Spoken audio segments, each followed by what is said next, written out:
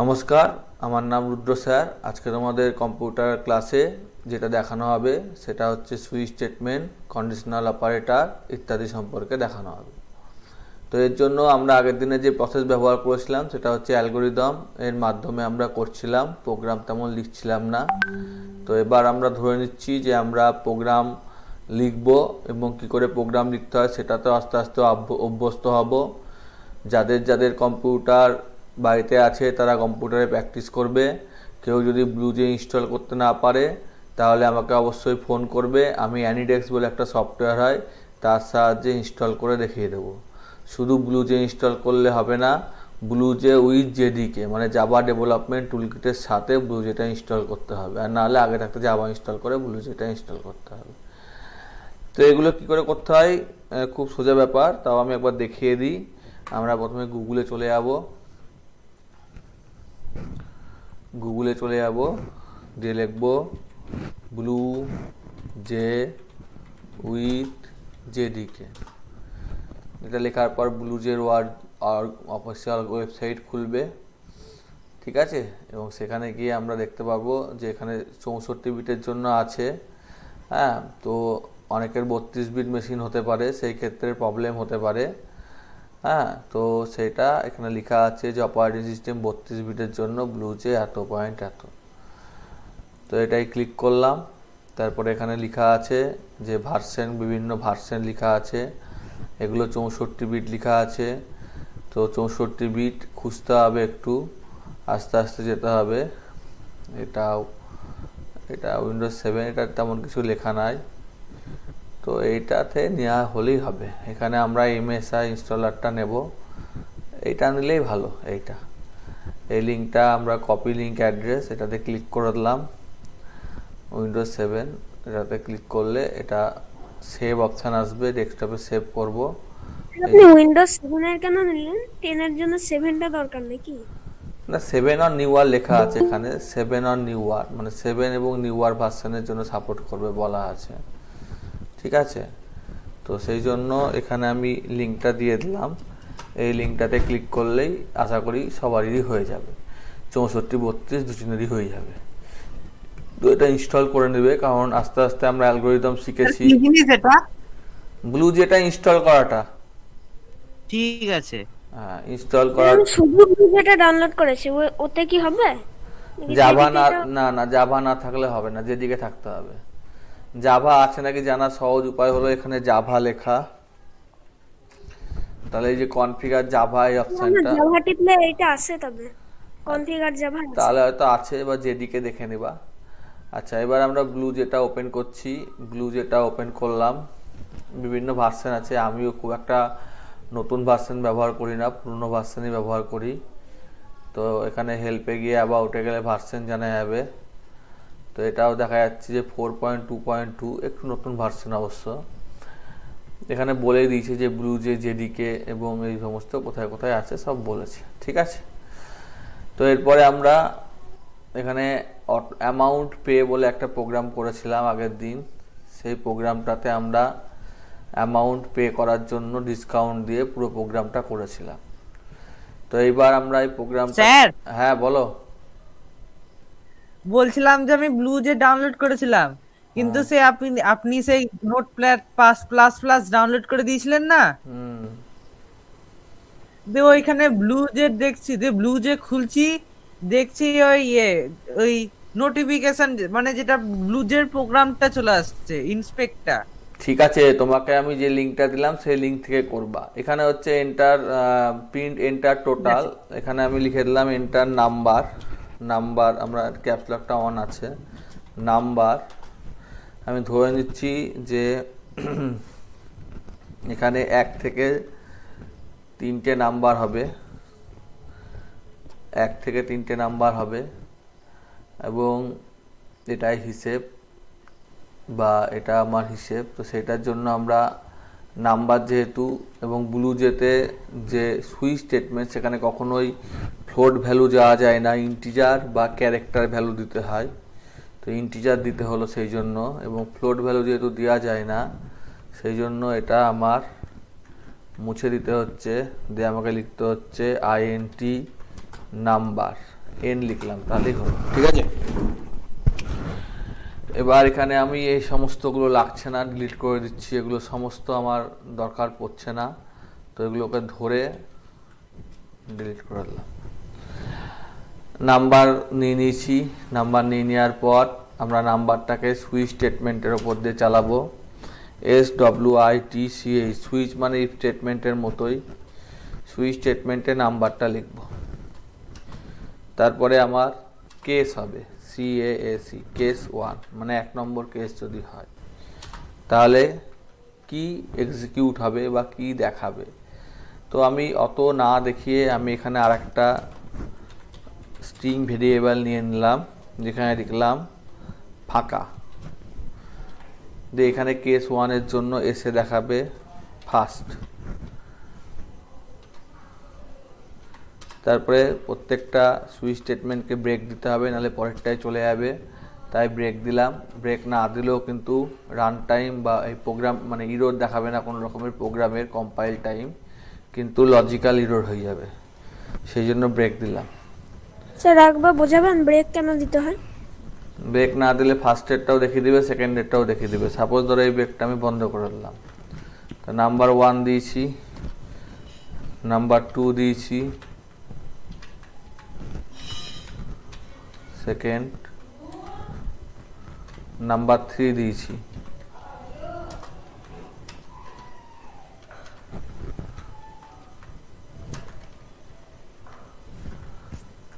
থ্রিতে হলো থার্ড, 3টে নাম্বার নিয়েছি। ওখানে তোমার সানডে মন্ডে করে দেওয়া আছে বিভিন্ন বইয়ে, আমি একটা উদাহরণ দেখালাম। তারপরে কিছু না মানে এছাড়া যদি কেউ বাকি কিছু দেয় তাহলে সেটা হচ্ছে ডিফল্ট স্টেটমেন্ট। ডিফল্ট স্টেটমেন্টে লাস্টে এক্সিকিউট হয়, এটাই ব্রেক দিলেও হয় না দিলেও হয়, ইনভ্যালিড। তাই এটাই ব্রেক দিলেও হয় না দিলেও হয় লাস্টে যেহেতু, তো দিলেও হবে না দিলেও হবে।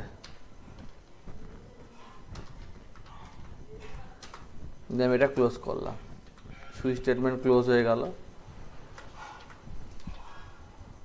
এই সমস্ত আমার দরকার নাই, মিটিয়ে দিলাম। ইউ গট, তুমি পেয়েছো এস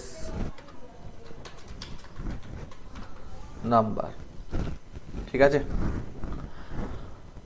এই প্রোগ্রামটা করলাম, কম্পাইল করলাম, কোনো ইরর বললো না। এবার এটাকে যখন আমি রান করব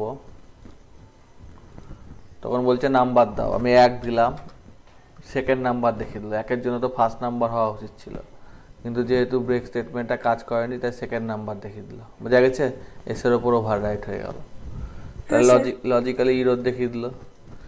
এখানে যদি স্ট্রিং না নিতাম তাহলে দুটো দেখিয়ে দিত, সেই জন্য আমরা ব্রেক নেব।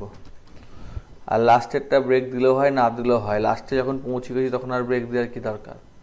কম্পাইল, আমি আবার রান করলাম, আমি এখানে 1 দিলাম, ফার্স্ট নাম্বার বললো, আবার রান করলাম। কোডে একটা ডিফল্ট শেষে মানে যখন এই যে 6 দিয়েছি তাহলে ইনভ্যালিড বলছে। ডিফল্ট মানে কি, মানে 1 থেকে 3 বাদ দিয়ে যাই দিব তাতে ইনভ্যালিড বলবে। ঠিক আছে, তো এই হলো ডিফল্ট ভ্যালু। কোনটা ডিফল্ট ভ্যালু? মানে 1 থেকে 3 বাদ দিয়ে যা খুশি, এটাই ডিফল্ট। ঠিক আছে, তো এই হলো প্রোগ্রাম। প্রোগ্রামটা আমি কপি করলাম এবং তোমাদেরকে দেওয়ার জন্য আমি এখানে প্রোগ্রামটা দিয়ে দিলাম, আর এখানে ছবিটা দিয়ে দিলাম, আউটপুটটা ইনভ্যালিড নাম্বার। এবার আমি এই প্রোগ্রামটাকে একটু মডিফাই করব, বুঝতে অসুবিধা হলে সঙ্গে সঙ্গে বলবা। এখানে যদি আমি বলি যে 30, তো 30 দিন কোনগুলোতে থাকে? জানুয়ারি, ফেব্রুয়ারি, 1-এ থাকে, আর কিসে থাকে বলতো? কেউ কেউ বলো তো কিসে কিসে 30 দিন থাকে?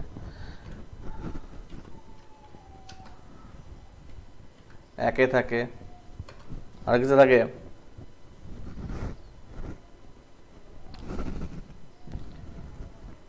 জানুয়ারি, আমি শুনতে পাইনি। জানুয়ারিতে 31 দিন থাকে, এতে 31 দিন থাকে, আর কিসে কিসে 31 দিন থাকে? স্যার মার্চ, তাছাড়া জানুয়ারি, ফেব্রুয়ারি, মার্চ, এপ্রিল, এখানে গুনতে হবে কত করে থাকে, দেখে নেওয়াই ভালো। তো এখানে নভেম্বর, এখানে অক্টোবর, সেপ্টেম্বর, অত কিছু জানার দরকার নাই, মোটামুটি লিখে দিচ্ছি যে 1, 3, 5, 7, 1, 2, 3, 4, 5, 6, 7, 8, 8, 1, 2, 3, 4, 5, 6, 7, 8, কেস 1 9, বলতে 10, যখন 1 এন্টার হবে তখন 10, 1, 2, 3, 4, 5, 6, 7, 8, 9, 10, 11, 12, 12 এগুলো লিখে নিলাম। হাত দেখে দেখে গুনার যে প্রসেস দিয়ে লিখে দিলাম 31 ডেজ। এবার যেগুলো 1-এর মধ্যে না, যেগুলো 2টা আমি হাত দিলাম না। 3 নম্বরের ক্ষেত্রে আমাকে লিখতে হবে 4 লিখতে হবে, 5 হয়ে গেছে, 6 লিখতে হবে, 7 হয়ে গেছে, 8 হয়ে গেছে, 9 লিখতে হবে, 10 হয়ে গেছে, 11 লিখতে হবে। আমি লিখলাম, অত আমি এখন ক্যালকুলেশন করছি না, ঠিক আছে? তো এগুলো 30 দিন হিসেব করলাম। স্যার এটা সেকেন্ড থার্ড কি করাচ্ছেন? কোন কোন মাসে কোন কোন দিন আছে সেটা হিসেব করাচ্ছি, ঠিক আছে? ও ঠিক আছে। সেকেন্ড হলে কি, সেকেন্ড হলে আবার ইয়ার চাইবে। তাহলে এখানে আমি বলছি যে সেকেন্ড যখনই হবে তখন system dot out dot print ln লিখছি না, প্রিন্ট এন্টার ইয়ার, মানে ইয়ার চাইছে। ইয়ারটা চাওয়ার পর ইয়ারটা স্টোর করবে, তাহলে আইএনটি ইয়ার একটা integer number, SC dot next INT integer নম্বরে স্টোর করলো। দিয়ে এবার এখানে লজিক্যাল এক্সপ্রেশন চলছে, ইফ মানে যদি ইয়ারটা ছোট হাতের আছে, ইয়ারটা 4 দিয়ে ভাগ যায় এবং আমরা এই ব্লু জেতে এইসব কোডটা লিখছি, এখন এটা কোড ব্লকসে লিখলেও তো হতো। হ্যাঁ, কোড ব্লকসে C++-এর সিনট্যাক্সটা আলাদা হতো। এটা যদি %100 দিয়ে না যায় এবং 400 দিয়ে যদি যায়,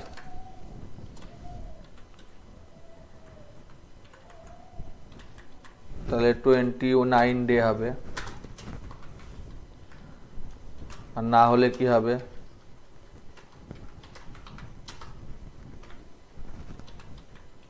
এখানে পার্সেন্টেজ মানে কি মোডের কাজ করে?